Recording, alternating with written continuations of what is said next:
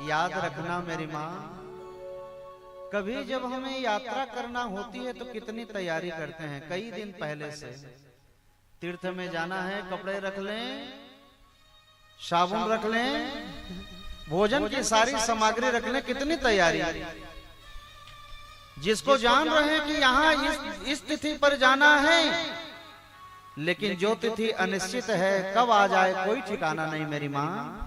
लेकिन उस यात्रा पर तो चलना है ना, लेकिन उस यात्रा पर चलने के लिए कोई तैयारी कर रहे हैं, उसकी भी तैयारी करना आवश्यक है। क्योंकि अटल सत्य नाम का यदि कोई चीज है तो मृत्यु है, जो एक दिन सबको आनी है। तो उसकी क्या तैयारी कर रहे हैं? ये भागवत कथा वही मृत्यु की तैयारी कराती है।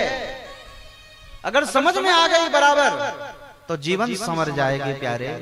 और जीवन के साथ साथ ना मृत्यु मौत में नहीं, महोत्सव में बदल जाए। इसलिए तो ये कथा है। सुखदेव स्वामी कहते हैं, परीक्षित, मनु महाराज के वंशजों की कथा सुन रहे हैं अभी। ध्रुव जी की वंशज ही सुन रहे हैं ना। इन्हीं उत्तानपाद राजा के एक छोटे भ्राता हैं जिनका नाम था प्रियव्रत। प्रियव्रतो उत्तानपादौ शतरूपापतये श्रुतौ वासुदेवस्य कलया रक्षयां जगतः स्थितौ। छोटे भ्राता का नाम है प्रियव्रत। प्रिय माने समझते हैं, प्रिय माने अच्छा, व्रत यानी संकल्प। जिस मनुष्य ने जीवन में अच्छा संकल्प लेकर के बैठा है वही मानो प्रियव्रत है। आपके हमारे जीवन में कोई संकल्प चल रहा है ना माँ? जैसे आप लोग कभी कभी कहते हैं महाराज जी 16 सोमवारी करेंगे, तो अच्छा व्रत है ना। और कई माताएं, कई पिता बंधु अब तो बढ़िया समझ भी रहे हैं, एकादशी का व्रत लेकर के कर रहे हैं। जब तक जीवन रहेगी एकादशी करेंगे। और जितने भी मेरी माँ, मेरे पिता, भाई बंधु बैठे हैं, सबसे मेरा हाथ जोड़ के निवेदन है व्यास मंच से, दुनिया का कोई व्रत करें ना करें, लेकिन एकादशी जरूर करना। एकादशी का परम लाभ है। कलियुग में यदि भोग से कोई पार लगा सकता है कोई व्रत, तो एकादशी है। एकादशी जरूर करिए। जितनी मेरी माताएं बैठी हैं करती हैं एकादशी, पिता बंधु जो बैठे हैं करते हैं ना। और जो करते हैं जरा हाथ खड़े करिए तो मैं देखना चाहता हूं कितने लोग करते हैं। आहा, क्या दशा है ये गांव का। 3 लोगों ने हाथ खड़ी की है। कई लोग तो शर्म के मारे भी नहीं कर रहे होंगे। हाँ, बहस करने में शर्म नहीं आएगा, लेकिन यहाँ ना शर्म आती है। पिता बंधु तरफ तो खाने से फुर्सत रहेगा तब न करो। बर्बाद मत करिए, बर्बाद मत करिए। एक बात कहूं, जो मनुष्य एकादशी का व्रत करते हैं ना, जीवन में कभी भी उस व्यक्ति की यदि मृत्यु हो जाती है तो शास्त्रों में वर्णित है, जीवन में यदि जिस व्यक्ति ने 100 बार एकादशी कर लिया, मैंने 100 व्रत कर चुका है, 100 एकादशी व्रत पूरी हो चुकी है, वो कहीं भी मरे, कैसो भी मरे, उसको लेने के लिए यम के दूत नहीं, साक्षात नारायण को आना पड़ता है। एकादशी की खासियत है ये। वो नरक में नहीं जाएगा, स्वर्ग में जाएगा, इसकी 100% गारंटी है। तो नरक में जाने का ठेका ले रखे हैं का? और नहीं जाने का मन है तो एकादशी चालू करिए, अभी आने वाला है समय। ये 15 नवंबर जो आ रही है ना, देवउठनी एकादशी है, वहीं से व्रत आरंभ किया जाता है।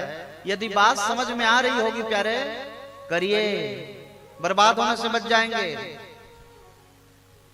हमारी तो हर वर्ष देवउठनी एकादशी वृंदावन में ही बीतती है। हम लोग माँ तुलसी की बड़ी सुंदर पूजा, और जो पूजा होती है तुलसी विवाह की, वो सब वहां हम लोग करते हैं।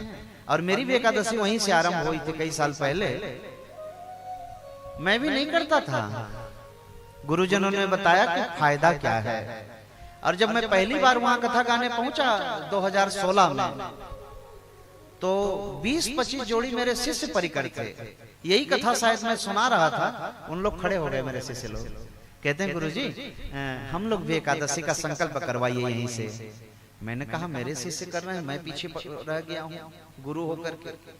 मैंने कहा मैं क्यों चूक, जबकि डॉक्टर ने मुझे मना किया था। एक बार बीमारी जब मुझे हुई, बीमार पड़ा मैं बहुत जोर से, रायपुर वाली कथा में, वो तो मेरे कान्हा जी की कृपा रही कि श्वास कुछ और बचा था तो फिर लौटा करके ले आए, नहीं तो वहीं राम नाम सत्य था।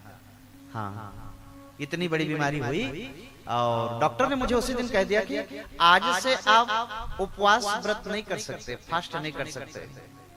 लेकिन जब उस दिन मेरे शिष्यों ने किया ना, मन ने नहीं माना और उस दिन मैंने कह दिया कि अब जब तक शरीर में प्राण है तब तक मैं ये करूंगा। और देखिए मैं चकाचक कर भी रहा हूं।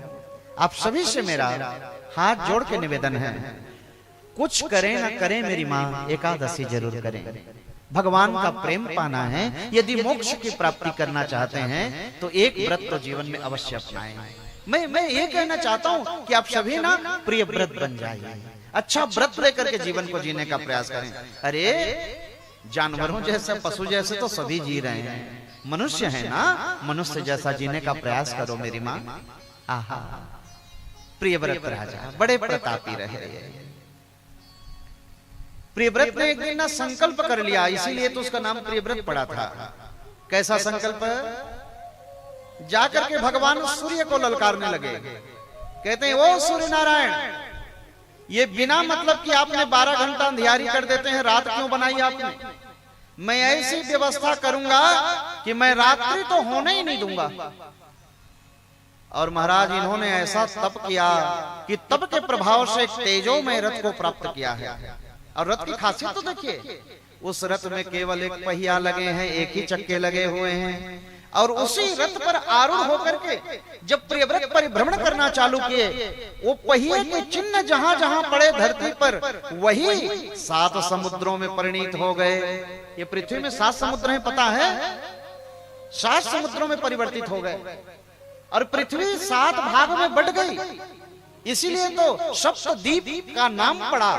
और उस सप्तद्वीप में एक द्वीप में आप और हम निवास करते हैं। और कौन से द्वीप में निवास करते हैं जानते हैं आप लोग? नहीं जानते? अरे पूजा पाठ में थोड़ा ध्यान दिया करिए ना। जिस समय हमारे आचार्य आपको संकल्प कराते हैं तो क्या कहते हैं?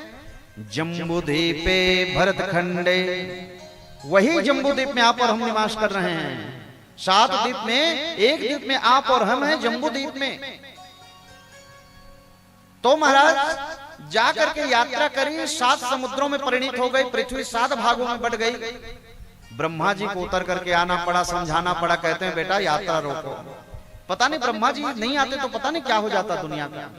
कहते हैं बेटा प्रकृति में जो भी चीज बनी है सबका एक एक अलग महत्व है। कैसे? नमक जानते हैं, सबके घर में होती है। एक मैया को मैं देख रहा था एक दिन भोजन बना रही थी, बनाते बनाते थोड़ी नमक ज्यादा डल गई। और नमक ज्यादा हो जाएगी तो सब्जी अच्छा लगेगी? नहीं लगेगा ना। परिवार वालों ने कहा ये कैसी कड़वी बनाई है? उस देवी जी ने कहा क्षमा करिएगा, मैं कल से ना विशेष ख्याल रखूंगी।